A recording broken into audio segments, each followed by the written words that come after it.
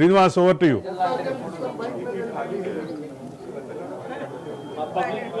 అరవింద్, రాష్ట్ర వ్యాప్తంగా సంచలనాత్మకమైనటువంటి ఫలితాలు అయితే వెలువడుతున్నాయని చెప్పుకోవచ్చు. టీడీపీకి ఇప్పటి వరకు ఇచ్చినటువంటి సర్వే సంస్థలు ఇచ్చినటువంటి ఏవైతే ఎగ్జిట్ పోల్స్ కావచ్చు, ఇటు ఫ్రీ పోల్స్ కావచ్చు, వాటిని అధిగమించి దాదాపుగా 160 స్థానాల వరకు కూడా టీడీపీ లీడ్ కొనసాగిస్తున్న నేపథ్యం కనిపిస్తుంది. 10 రౌండ్లు ముగిసేపాటికి పూర్తి స్థాయిలో టీడీపీ తన ఆధిపత్యాన్ని కొనసాగిస్తుంది. మొదటి పోస్టల్ బ్యాలెట్ నుంచి పోస్టల్ బ్యాలెట్ నుంచి కూడా టీడీపీ తన ఆధిపత్యాన్ని కొనసాగిస్తుంది. అదే కంటిన్యూ అవుతున్న నేపథ్యంలో కూడా ట్రెండ్స్ స్టార్ట్ అయిన తర్వాత కూడా అదే కంటిన్యూ అవుతుంది. మొదటి రౌండ్ నుంచి కూడా అదే కంటిన్యూ అవుతుంది. ఇప్పటికే కీలకమైనటువంటి నియోజకవర్గాల్లో టీడీపీ జెండా ఎగరేస్తుందని చెప్పుకోవచ్చు. దాదాపుగా బొచ్చయ్య చౌదరి అంటే ఒక సీనియర్ నాయకుడు కూడా దాదాపుగా 50,000 మెజారిటీ పైచిలుకుతో తన విజయాన్ని మోగించబోతున్నారని చెప్పుకోవచ్చు. మరో పక్క నుంచి కుప్పం నుంచి నారా చంద్రబాబు నాయుడు, అదేవిధంగా మంగళగిరి నుంచి ఇప్పటికే దాదాపు 25,000 మెజారిటీ కొనసాగిస్తున్నటువంటి లోకేష్ కావచ్చు, అదేవిధంగా 50,000 దగ్గరగా ఉన్నటువంటి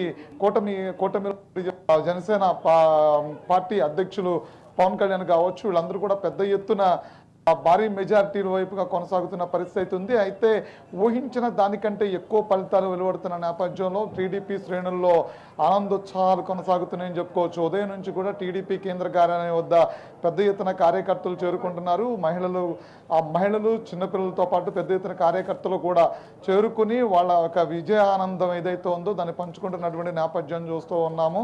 అంతేకాకుండా ఈ విజయోత్సవ ఆనందాల్లోనే కీలకమైనటువంటి ఒక ప్రకటన కూడా వెలువడడం జరిగింది. ముఖ్యమంత్రిగా ప్రమాణ స్వీకారం చంద్రబాబు నాయుడు జూన్ 9వ తారీఖున చేయబోతున్నారంటూ కూడా పార్టీ శ్రేణులు ఇప్పటికే దాన్ని ప్రకటించడం జరిగింది. అయితే గతంలో కూడా ఏదైతే పోలింగ్ ముగిసిన తర్వాత పెద్ద ఎత్తున కూటమి అధికారంలో రాకపోతుంది, జూన్ 9వ తారీఖునే ఈ ప్రమాణ స్వీకారం ఉండబోతుందని కూడా గతంలోనే పార్టీ శ్రేణులు కూడా చెప్పడం జరిగింది. అయితే జూన్ 9వ తారీఖునే ప్రమాణ స్వీకారం ఉండేటువంటి పరిస్థితి ఉంది. అయితే అది అమరావతి నిర్మాణాన్ని గతంలో చంద్రబాబు నాయుడు ఎక్కడైతే ఈ ప్రమాణ స్వీకారం చేశారో మరొకసారి అక్కడే ప్రమాణ స్వీకారం చేయడానికి ఏర్పాట్లు కూడా చేస్తామని చెప్తూ ఉన్నారు. అంతేకాకుండా అమరావతి ఏదైతే ఆంధ్రప్రదేశ్ రాజధానిగా అమరావతి ఉండాలి అంటూ కూడా చంద్రబాబు మొదటి నుంచి కూడా ఆయన నినాదంగా కొనసాగింది. అంతేకాకుండా టీడీపీ అధికారంలోకి వస్తే కనుక వెంటనే అమరావతి నిర్మాణం చేపడతా ఉంటూ కూడా ఇప్పటికే బీజేపీ సహకారం పూర్తిగా ఉంటుంది. అమరావతి నిర్మాణం చేపడతా ఉంటే ఇప్పుడు కూడా ప్రకటన చేయడం జరిగింది. కాబట్టి ఎన్నికల్లో దీన్ని కూడా అమరావతి నిర్మాణం అనేది ఎంత ఆవశ్యకత ఆంధ్రప్రదేశ్కి అని చెప్పేది ఎన్నికల్లో చెప్తూనే వచ్చారు. అదే అంశాన్ని ఇప్పటికే 33,000 ఎకరాల భూసేకరణతో పాటు పూర్తి స్థాయిలో అమరావతి నిర్మాణాన్ని కొనసాగించాలంటే కనుక ఆయన ప్రమాణ స్వీకారాన్ని అమరావతిలోనే చేయాలంటూ కూడా మొదటి నుంచి ఆయన ఆశిస్తున్నట్టు తెలుస్తుంది. అదేవిధంగా అమరావతి నిర్మాణం ఎప్పుడైతే ఆయన మొదటి ప్రమాణ స్వీకారం చేసినప్పుడు పూర్తి స్థాయిలో భూమిని సేకరించి అమరావతి నిర్మాణంగా అడుగులు వేశారో అదేవిధంగా మళ్ళీ రెండోసారి ప్రమాణ స్వీకారం చేసి ఏదైతే ఎక్కడైతే అమరావతి నిర్మాణాలు ఆగాయో అక్కడి నుంచి పూర్తి స్థాయిలో త్వరగతిన అమరావతి నిర్మాణం పూర్తి చేస్తారని కూడా టీడీపీ శ్రేణులు చెప్తున్నటువంటి నేపథ్యం కనిపిస్తుంది. అయితే వైసీపీ తీసుకున్నటువంటి ఏదైతే నిర్ణయాలు ఉన్నాయో ఆ నిర్ణయాలని ప్రజలు వ్యతిరేకించారని చెప్పిన పూర్తి స్థాయిలో వ్యతిరేకించారని చెప్పుకోవచ్చు. ఆంధ్రప్రదేశ్లో ఊహించిన విధంగా కూడా వైసీపీకి పెద్ద ఎదురు దెబ్బ తగిలిందని కూడా చెప్పుకోవచ్చు. అంటే ట్రెండ్స్ వెలువడుతున్న కొద్దీ కూడా పూర్తి స్థాయిలో ఎంత వ్యతిరేకుతుంది ఆంధ్రప్రదేశ్లో వైసీపీ మీద ప్రజల్లో అనేది చాలా స్పష్టంగా కనిపిస్తుంది. దీనిలో ముఖ్యమంత్రిగా ప్రమాణ స్వీకారం చేయబోతున్న చంద్రబాబు నాయుడు 9వ తారీఖున అమరావతిలోనే ప్రమాణ స్వీకారం ఇప్పటికే పాటిస్తున్న పరిస్థితి అవుతుంది. అయితే ఎవరు స్వీకారానికి 2014 మాదిరిగానే ప్రమాణ స్వీకారానికి హాజరవుతారా? పవన్ కళ్యాణ్ కూడా ఈ ప్రమాణ స్వీకారం వేదిక మీద ఉంటారు. అదేవిధంగా మోడీ కూడా హాజరవుతారని వేచి చూడాలి. మరొకసారి అమరావతి నిర్మాణానికి బీజేపీ ఎలాంటి ప్రకటన చేయబోతుంది అమరావతి వేదిక మీద నుంచి అనేది కూడా వేచి చూడాల్సిన పరిస్థితి ఉంటారు. శ్రీనివాస్ 2014లో ఇదే రకమైనటువంటి కూటమి విజయానికి విజయోత్సవ సభగా జరిగినటువంటి ఆ కార్యక్రమానికి అదే రకమైనటువంటి ఏర్పాట్లు జరిగేటటువంటి పరిస్థితి ఉందా? అదే సందర్భంలో Srinivas, am I audible to you?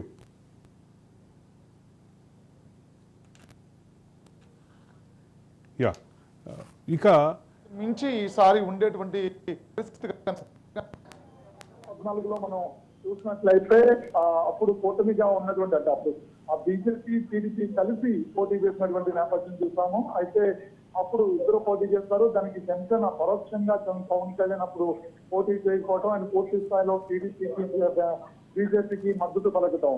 తర్వాత 2019 ఇండివిజువల్ గా ఎవరికి వాళ్ళే ఇండివిజువల్ గా పోటీ చేసినటువంటి నేపథ్యం చూస్తాం. మళ్ళా 2024 కూటమిగా అంటే ఇటు ఆ బీజేపీ, జనసేన, టీడీపీ కూటమిగా పోటీ చేశారు. 21 స్థానాలతో జనసేన పోటీ చేసింది. అదేవిధంగా 10 స్థానాల నుంచి బీజేపీ పోటీ చేసింది. 142 స్థానాల నుంచి టీడీపీ పోటీ చేసింది. అయితే ఈసారి టీడీపీ అనుకున్న అంటే గతంలో 2014కి మించి ఈసారి టీడీపీ సీట్లు కూడా సొంతంగా అంటే దాదాపు 142 స్థానాల్లో పోటీ చేసిన టీడీపీ 130 స్థానాలకు పైబడి ఈరోజు గెలవబోతున్నటువంటి నేపథ్యం చూస్తున్నాము. దానికి సంబంధించి అంతకు మించి ఈసారి విజయోత్సవ సంబరాలు కానీ ఈసారి అంతకు మించి ఏదైతే ఈ ప్రమాణ స్వీకారం వేడుకుంటుందో అంతకు మించే ఉండబోతుందని చెప్పని ఇప్పటికే పార్టీ వర్గాలు చెప్తున్న పరిస్థితి అయితే ఉంది. అయితే ఏదైతే అధికారంలోకి వస్తే రాష్ట్రానికి సంబంధించినటువంటి సంస్థలను ఇటు పోలవరం కావచ్చు, అమరావతి నిర్మాణం కావచ్చు, నదుల అనుసంధానం తర్వాత ఎక్కడైతే నదులకి సంబంధించినటువంటి కల్వర్ట్లు కాలువల నిర్మాణాన్ని పూర్తి స్థాయిలో చేపారో అలాంటివి కావచ్చు, నిరుద్యోగానికి సంబంధించిన అంశాలు కావచ్చు, మెగా డిఎస్సీ కావచ్చు, ఇలాంటి అన్ని అంశాలన్నింటికి సంబంధించి ఇప్పటికే కొన్ని కీలక ప్రకటన చేయడం జరిగింది. వాటిని అన్నింటినీ కూడా ఒక స్థానం తీసుకోవడమే కాకుండా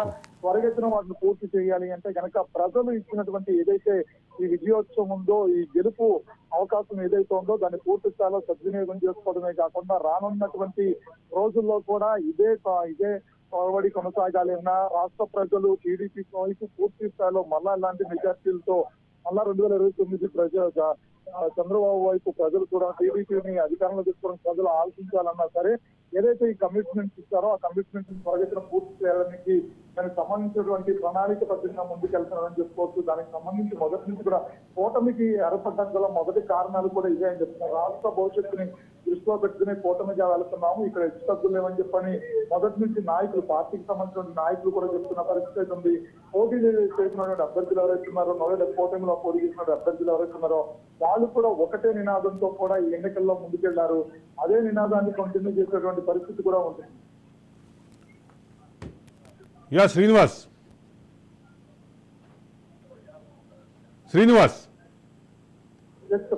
యా ఆంధ్రప్రదేశ్కి సంబంధించినటువంటి కూటమి సభ్యుల సమావేశం, జాయింట్ సమావేశానికి సంబంధించిన అప్డేట్స్ మీ దగ్గర ఉన్నాయా? అంటే పవన్ కళ్యాణ్ ఆల్రెడీ హైదరాబాద్ నుంచి బయలుదేరని తెలుస్తుంది. ఆయన విజయవాడకి చేరుకుంటారు. విజయవాడ చేరుకున్న తర్వాత ఇప్పుడే ముఖ్యమంత్రిగా ప్రమాణ స్వీకారం చేపడుతున్నటువంటి చంద్రబాబు కూడా టీడీపీ పార్టీ అధ్యక్షుడు, ఆయన కూడా పార్టీ కేంద్ర కార్యాలయానికి కొద్దిసేపటి కింద చేరుకున్నారు. ఆయన పార్టీ కేంద్ర కార్యాలయంలో ప్రస్తుతానికి ఉన్నారు. అయితేనంటే ఎవరైతే గెలుస్తున్నటువంటి కౌంటింగ్ జరుగుతున్న నేపథ్యంలో అభ్యర్థులందరూ కూడా తమ ప్రాంతాల్లో కౌంటింగ్ దగ్గర ఉండడంతో కూడా గెలుసు అంటే ఆ ట్రెండ్స్ సెట్ అయిన తర్వాత పూర్తి స్థాయిలో 10 రౌండ్లు దాటిన తర్వాత కూడా ట్రెండ్స్ సెట్ అయింది. 10 రౌండ్లు దాటిన పరిస్థితులు ఉన్నాయి కాబట్టి ఇప్పటికే లీడ్ లో కొనసాగుతున్న ప్రతి వ్యక్తి కూడా కూడికి బయలుదేరడం జరిగింది.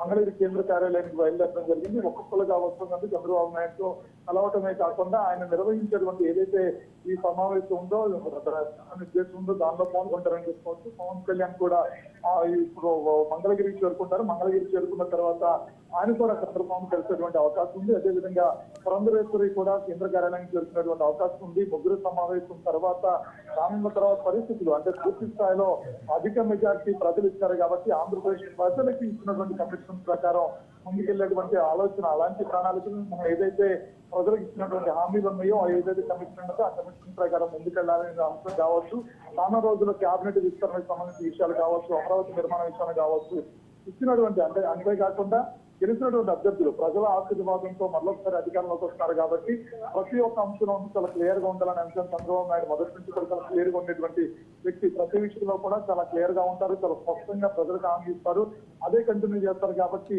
ఈసారి కూడా ప్రజలకి అదే కమిట్మెంట్ తో ముందుకెళ్ళాలి. దానికి సంబంధించినటువంటి పవన్ కళ్యాణ్ తో పురంధరేశ్వరితో మరొకసారి భేటీ అయ్యేటువంటి అవకాశం ఉంది. అంతేకాకుండా ఈ గెలుపుకు సంబంధించిన ఇప్పటికే నరేంద్ర మోడీతో అదేవిధంగా అమిత్ షాతో కూడా మాట్లాడడం జరుగుతుంది. ట్రెండ్స్ ఏవైతే వస్తున్నాయో ఆ ట్రెండ్స్ సంబంధించి ఇప్పటికే నరేంద్ర మోడీ కూడా కృతజ్ఞతలు కూడా తెలియజేసినటువంటి పరిస్థితి కూడా కనిపిస్తుంది.